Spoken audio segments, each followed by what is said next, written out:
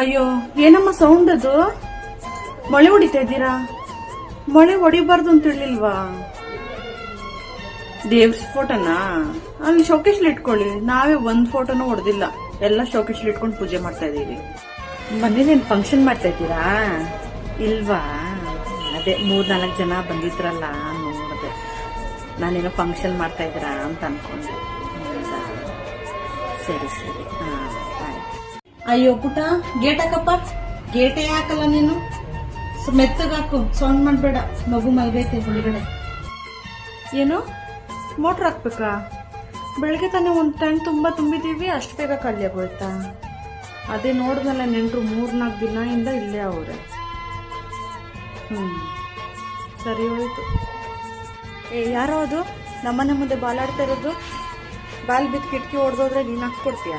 ಹೋಗಿ ಆ ಕಡೆ ಆಟಾಡು, ಪಕ್ಕದ ಮನೆ ಹತ್ರ. ಇಲ್ಲಿ ಯಾಕೆ ಬಂದಿದ್ಯಾ?